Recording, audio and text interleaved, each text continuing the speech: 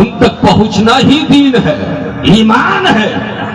تو سب سے بڑا مقام ان کا اعلیٰ حضرت کی زبان میں اتنا بڑا مقام ہے کہ میں تو مالک ہی کہوں گا کہ او مالک کے حبیب، میں تو مالک ہی کہوں گا کہ ہو مالک کے حبیب، یعنی محبوب و محب میں نہیں میرا تیرا۔ جہاں میرے اور تیرے کا فرق مٹ جائے، وہ مصطفیٰ مکے سے صرف دعا نہیں کر رہے ہیں، مدینے میں دعا نہیں فرما رہے ہیں، کبھی بدر کے میدان میں مصطفیٰ نظر آ رہے ہیں، کبھی جنگ احد میں نظر آ رہے ہیں، کبھی خندق میں نظر آ رہے ہیں، حنین کا مارکہ آپ دیکھ لیں، کربلا کی جگہ آپ دیکھ لیں، کیا سمجھ میں آ گیا؟ حضرات صرف دعاؤں پہ بھروسہ نہیں کیا جا سکتا، کرامت کے انتظار میں بیٹھے نہیں رہا جا سکتا۔ مسلمان ہو تو طاقت و قوت کے ساتھ ظالموں کے مقابلے میں تمہیں آنا ہوگا اور یہ بتانا ہوگا ہم گردش دورہ کی رفتار بدل دیں گے اور قوم کی قسمت کے افکار بدل دیں گے، تھلنے نہ دیں گے ہم کبھی ظلم کی ٹہنی کو، ظالم تیری کشتی کے پتوار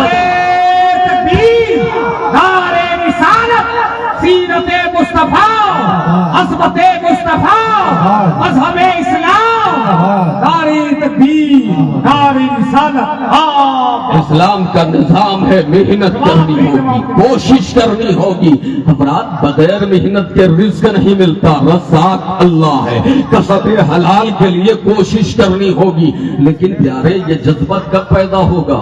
صرف خوش فہمی میں رہنے سے نہیں ہوگا۔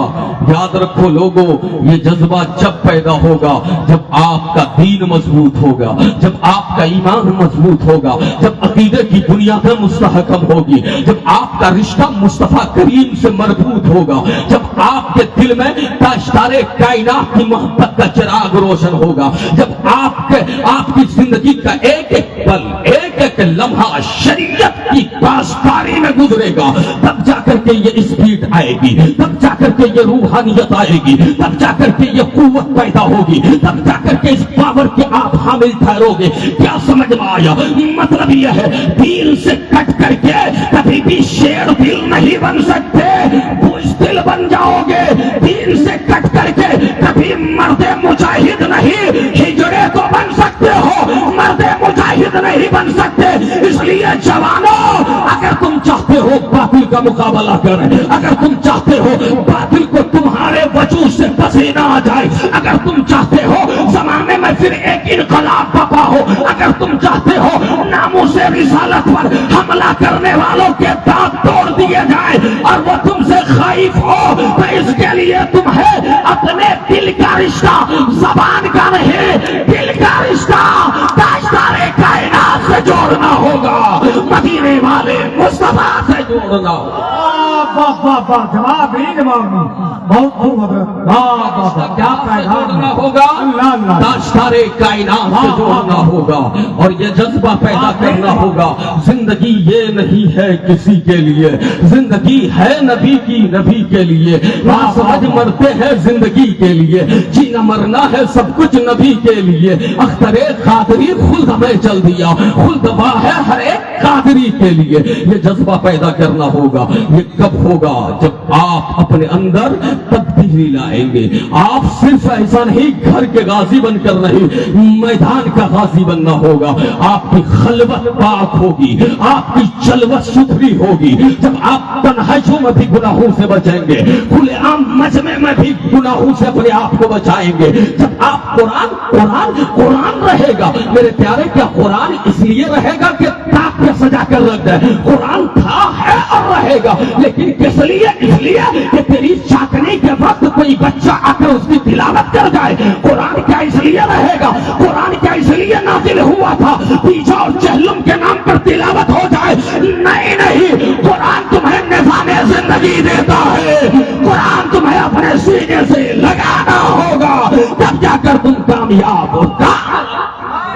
نعرے تکبیر، نعرے رسالت۔ جواب نہیں مفتی صاحب، بہت خوب، واہ واہ واہ، میں کیا دیکھیے، پیغام ہے۔ یہ میں تقریر کر رہا ہوں ٹھیک ہے، ورنہ ماحول اور معاشیت میں سمجھ رہا تھا کہ ہماری جماعت کے مرد مجاہد، مرد قلندر جو طبیعت سے تھوڑے جلالی ہیں، میرے عزیز ہیں حضرت علامہ مولانا غلام ربانی صاحب مصباحی، ماشاءاللہ انہوں نے ایک عظیم قلعہ تعمیر کر دیا۔ انہوں نے کہا تھا حضرت ہمارے یہاں کی طرف پرسکون ماحول آپ کو کہیں نہیں ملے گا، یہاں اشانتی لوگ نہیں رہتے ہیں، یہاں شانتی کا پہرا رہتا ہے۔ انہوں نے کہا تھا آپ آئیے اور آپ دیکھیے گا، لیکن حضرات مجھے نہیں سمجھ میں آیا کہ آپ کی ذہنیت کیا ہے، آپ کا فکری میلان کیا ہے، آپ چاہتے کیا ہے۔ لوگوں میں آپ سے گزارش کرتا ہوں ہاتھ جوڑ کر، لوگوں ایک ہی راستہ ہے، آج ہی یاد رکھو حضور کی ناموس کے حملے اتر پردیش میں ہو یا بہار میں ہو یا بنگال میں ہو